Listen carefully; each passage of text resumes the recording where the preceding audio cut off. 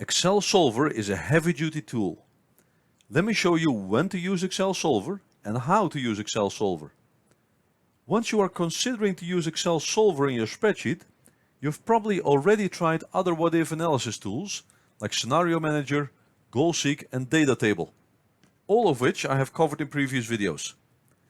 Those low-intensity tools work fine in a lot of fairly simple cases, but sometimes you need heavier machinery like Solver. For example, if you are trying to model various constraints that potentially conflict with each other, like those listed here in column C. In this Excel spreadsheet, we have some input variables here at the top, a profit and loss forecast right below it, and related profitability ratios at the bottom. Most of the cells in the profit and loss forecast, as well as the profitability ratio section, are linked to the input variables through formulas. This is very important for Excel Solver to work. Your input variables must directly or indirectly feed into the target cell. What's currently in column B is the base case scenario for a new product introduction. $1 million in expected revenues, $200,000 in expected operating margin. This base case was discussed with senior management. They were supportive of the product itself, but guess what? Instead of $200,000, they want $500,000 of operating margin for this MPI, and a contribution margin in the range of 45% to 55% of revenue. Let's see if the MPI team can make that happen. The MPI team has gathered ideas and input from marketing, manufacturing and sourcing that might just make this project work. Let's use Excel Solver to apply the constraints and see if a solution comes out. If we want to use Excel Solver, we first need to verify that it is activated. If you go to the Data tab in Excel and don't see Excel Solver on the far right, then you need to enable the Excel Solver add-in. Go to File, Options, Add-ins, Manage at the bottom of the screen, Excel Add-ins, Go. Tick the box next to the Solver add-in. Click OK and Excel Solver appears on the far right of our Data tab. Click on Solver and let's review the Solver parameter screen. Some people call Excel Solver an advanced version of GoalSeek, which I think is underestimating the power of the tool. Excel Solver can help you find a solution to a problem subject to multiple constraints. The objective we want to set is for operating margin in cell B11 to be a value of $500,000 by changing variable cells B2 through B4. Volume, price and variable cost per unit. By clicking Add on the right, we can start adding the constraints that were gathered. There is potential volume upside versus the base case. However, cell B2 volume needs to be lower than or equal to 120,000 units. We can add the next constraint right here by clicking Add. Cell B3 price must be lower than or equal to $12 per unit. For cell B4, variable cost per unit, the manufacturing and sourcing teams have committed to taking 15 cents to $1 of cost out by renegotiating raw material prices and redesigning the product for manufacturability. We add two constraints in Solver, lower than or equal to $5.50 per unit and greater than or equal to $5 per unit. Excel Solver does not allow you to set a constraint between 5 and 5.50, so you have to set the lower and upper bounds separately. For the moment, we are going to skip the constraint in cell C10, as Excel Solver has a really hard time with discontinuous functions such as if. Let's close the Excel Solver screen and highlight cell C10 in yellow, so we don't forget about it later on. If you go back to the Solver screen, you see that the constraints we have already input are still there. We can add the profitability ratio constraints from senior management. Cell B14 contribution margin has to be 45% or higher, and cell B14 has to be 55% or lower. Once you click OK, you will see all constraints in a list. The strange thing is that price, variable cost per unit, and volume are named as such, while CM percentage is referred to as cell B14. Let's fix that by closing the Excel solver screen, clicking on cell B14 and naming it CM% here on the top left. Now go back to Excel solver and CM% is listed with its constraints. Below the constraint box, we have the option ticked to make unconstrained variables non-negative. Let's leave that in place.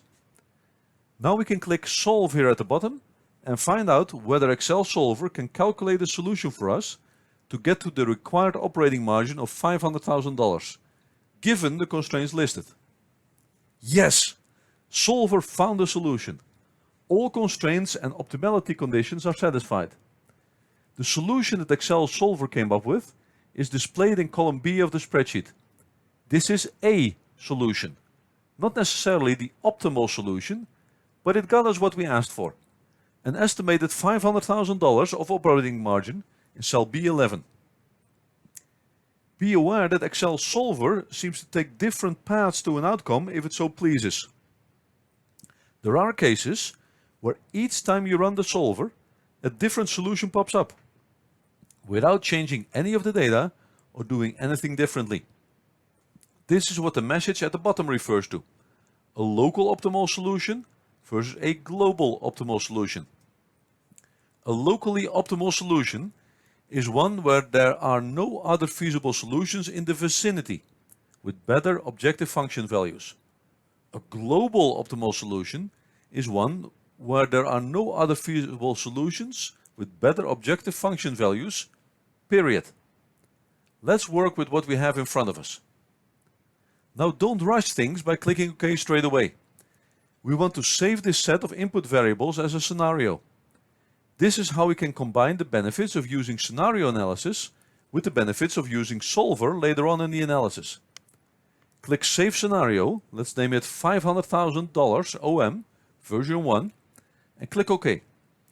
We click on Answer Report as we want to find out how Excel solver arrived at the solution. Now we can accept the Excel solver results by clicking OK in this dialog box as well.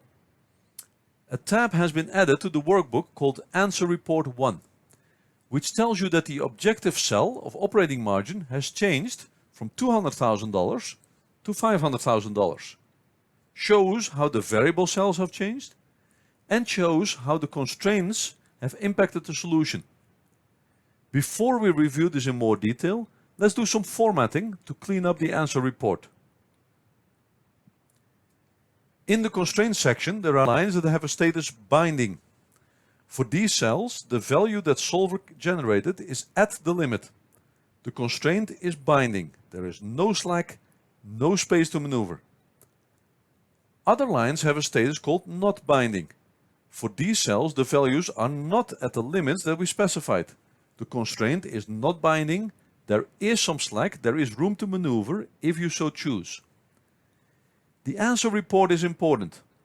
You want to make sure nothing outrageous happened when solver was running. And you want to know how much slack is available for certain constraints. Excel solver just does the calculation for you. It's up to human eyes to sanity check the outcome of that calculation.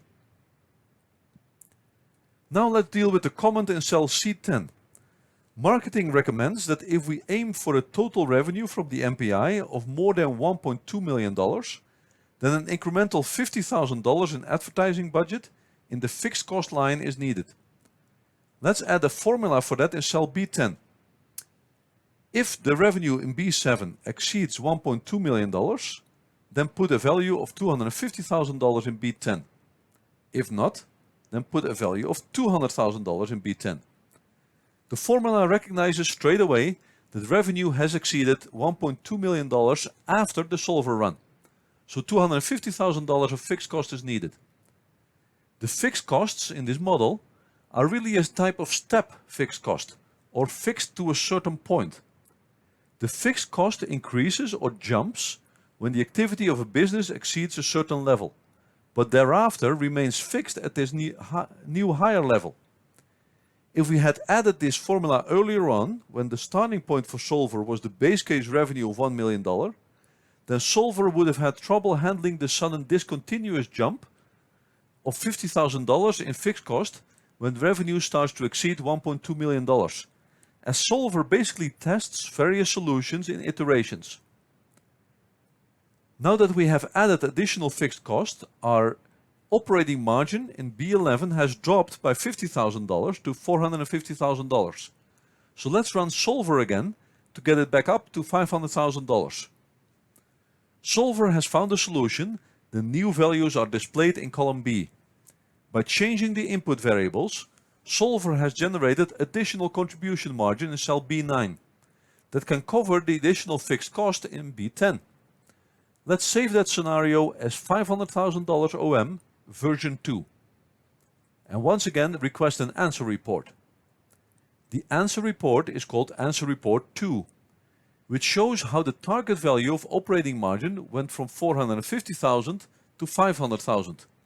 Objective cell section. By changing variable cells, which may alter the state of each constraint being binding or not binding. Now is the time to combine the benefits of using scenario analysis with the benefits of using Solver.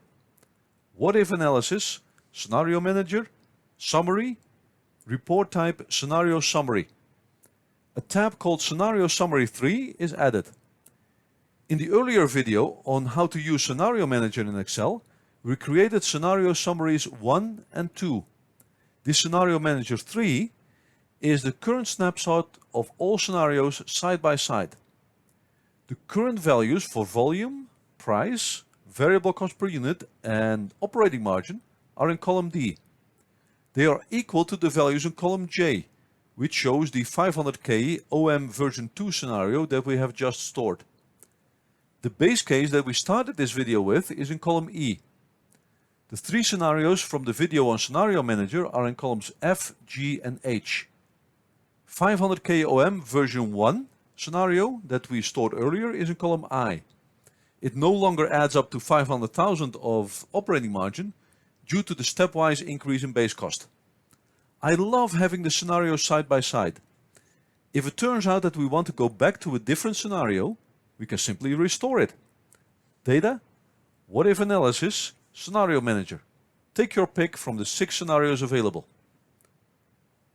The new scenario in the MPI tab is ready for review by the MPI team as well as senior management.